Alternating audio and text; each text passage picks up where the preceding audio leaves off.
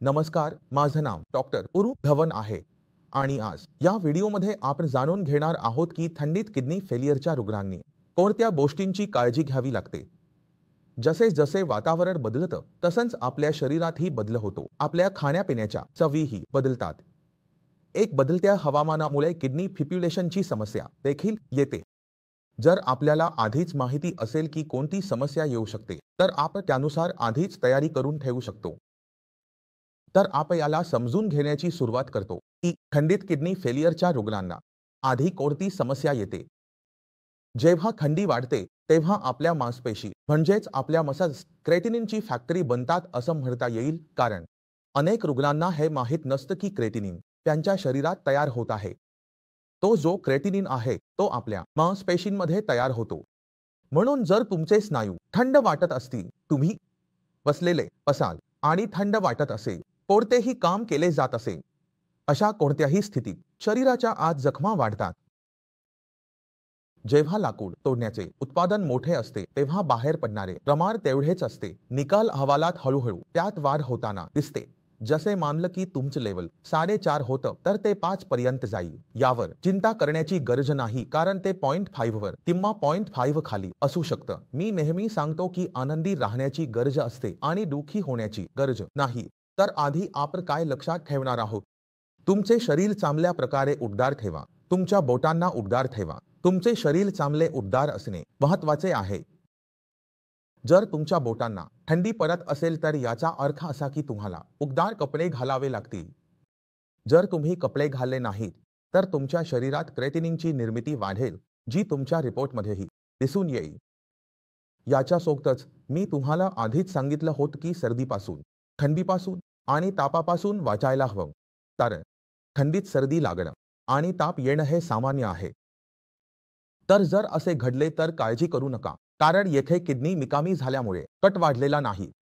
इथे थंडी लागल्यामुळे, तामामुळे किंवा खोकल्यामुळे तुमचे क्रेटिनिन काही पॉइंट्सने वाढलं असेल, ते 1 महिन्यात आपोआप कमी होईल।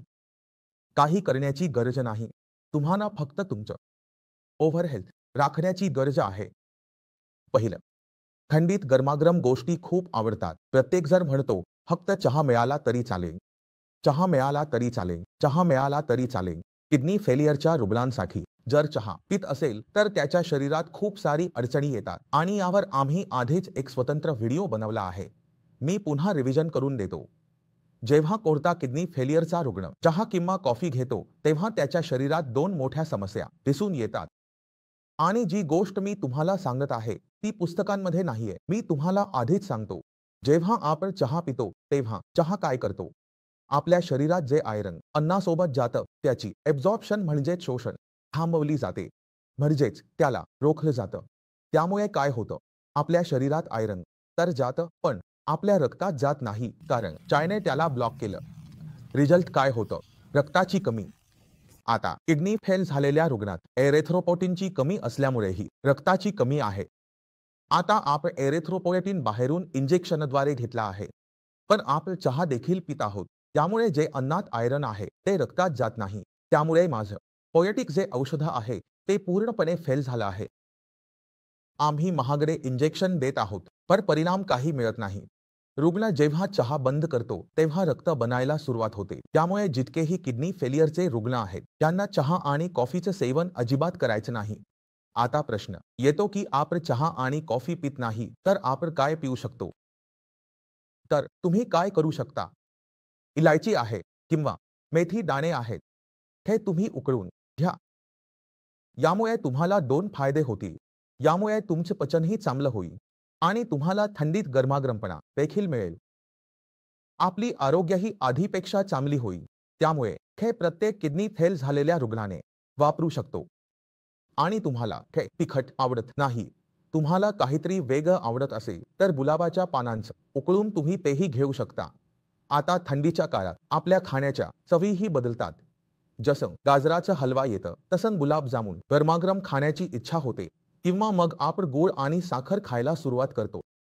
तुम्हाला या सर्व गोष्टींपासूनही वाचायला हवं, कारण जेव्हा तुम्ही हलवा बनवता, जसं गाजराचा हलवा, तर त्यात साखर जास्त असते, त्यात खोया आणि घीही जातो। या कारणामुळे हलवा पूर्णपणे बंद गुलाबजामुन तर असाच आहे. जास्त झाला की तो खूपच गोड होतो. त्यातलं तळलेलं खाणं तुम्हाला खाणं नाहीये. तेही बंद होतं. पण सर्वात महत्वाची गोष्ट म्हणजे तुमचं बोलही बंद होत आहे. आता गूळ एक अशी गोष्ट आहे जी सांगितली जाते की ती सर्वांसाठी चांगली आहे. यामुळे साखर नियंत्रणात राहते. ही साखर इतकी वाढत नाही. फक्त लंग्स, पीऑफ्स होता. हिवाळ्यात ते नक्कीच खावे, पण जर आपण गूळ खाल्ला तर कदाचित आपल्या त्वचेला तुम्हाला सांगितलेला फायदा मिळेल. पण एक समस्या अशी असेल की तुमच्या शरीरात पोटॅशियमचे प्रमाण नक्कीच वाढू लागेल, कारण गुळात प्रथिनांचे प्रमाण जास्त असते, कारण गूळ उसापासून नाही तर त्याचा रस काढून बनवला जातो. जर मी त्या रसाचा वापर करून इतका गूळ बनवला तर संपूर्ण उसाचे पोटॅशियम इतक्या प्रमाणात शोषले जाते.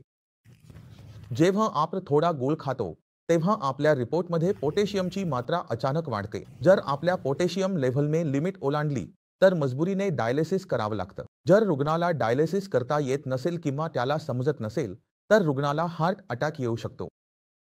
याच कारणामुळे जितकेही उच्च पोटॅशियम असलेले पदार्थ आहेत ते किडनी फेलियरच्या रुग्णांना टाळावे लागतात. गूळ आणि साखर यांचा समावेश आहे. जर तुम्हाला खाणं असेल तर डबल रिफाईंड साखर जी सल्फरलेस आहे ती बाजारात मिळते. त्याचं सेवन तुम्ही रोज करू शकता. काही अडचण नाही. पण मात्रेचं लक्ष ठेवायला हवं, म्हणजे कमीच खायला हवं. शास्ती बनवून गुलाब जलेबी बनवणं हे तुम्हाला करायचं नाही. तर या अशा गोष्टी होत्या ज्यांची तुम्हाला व्यापकपणे काळजी घेणे आवश्यक आहे. जर तुम्हाला थंडी जाणवत असेल, तुमचे हात आणि बोट थंड होत असतील तर तुम्ही पॅडिक जॅकेट घालायला हवं. कारण पॅडिक जॅकेटमध्ये काय असतं म्हणजे त्यात रुई भरलेली असते, इलेक्ट्रॉन भरलेले असतात आणि हे शरीराला खूप चांगल्या प्रकारे कर्म करतात. याचं वजनही जास्त नसतं. त्यामुळे पॅडिक जॅकेट किडनी फेलियरच्या रुग्णांसाठी चांगलं असतं. त्यासोबत ग्लव्ज घाला, चांगले तेजू घाला आणि शक्य असल्यास थोड्या गरम ठिकाणी राहण्याचा प्रयत्न करा.